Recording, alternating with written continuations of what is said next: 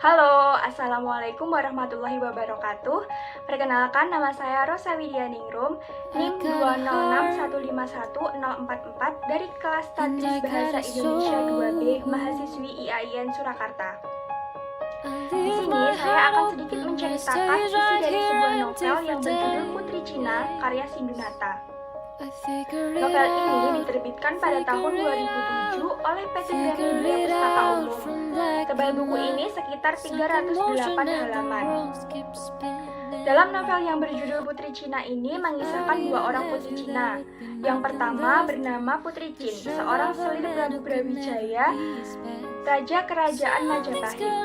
Prabu Brawijaya memiliki banyak istri. Putri Campa adalah permaisurinya dan Putri Chin adalah salah satu istri yang sangat dicintainya. Putri Campa merasa cemburu kepada Putri Cina karena Prabu Brawijaya sangat memperhatikan Putri Cina. Dan untuk menenangkan hati Putri Campa, Prabu Brawijaya lalu menceraikan Putri Cina. Kemudian Putri Cina yang saat itu sedang hamil dipergikan dari istana dan diserahkan pada Arya Damar, anak dari Prabu Brawijaya di Palembang. Hingga akhirnya Putri Cina pun melahirkan di sana dan putranya diberi nama Raden Patah. Setelah Raden Patah dewasa, ia pergi diam-diam dari kerajaan Palembang karena menolak dijadikan raja di kerajaan Palembang.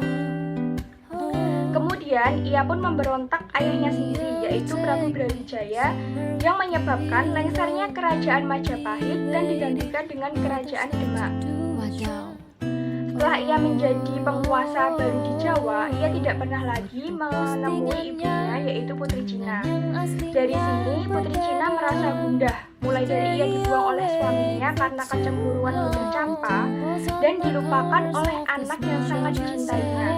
Putri Cina merasa tidak adilnya nasib yang harus ia derita, dan dia merasa karena asal-usulnya dari Cina inilah yang menjadi penyebabnya. Putri Cina yang kedua bernama Giotin. Giotin adalah seorang wanita Cina cantik jelita yang berprofesi sebagai pemain ketoprak. Kecintaannya terhadap kesenian Jawa itu telah membuatnya lupa kalau dia adalah seorang wanita Cina. Kemudian Giotin menjalin cinta dengan Setyoko, senopati di kerajaan Medang Kamulan. Kisah cinta mereka terhalang oleh etnis Jawa Cina. Hal ini terlihat ketika orang Cina dijarah, disiksa, dan diperkosa secara massal. Orang-orang Cina, apalagi kaum wanita Cina, seakan tidak mempunyai harkat dan martabat. Hal itu membuat Giotin ragu dengan Setyoko. Tetapi kemudian Giotin bisa percaya dengan Setyoko dan akhirnya mereka menikah. Meskipun ia telah menikah dengan orang pribumi, tapi suaminya sendiri tidak bisa melindungi dirinya dan keluarganya dari siksaan Prabu Amukco.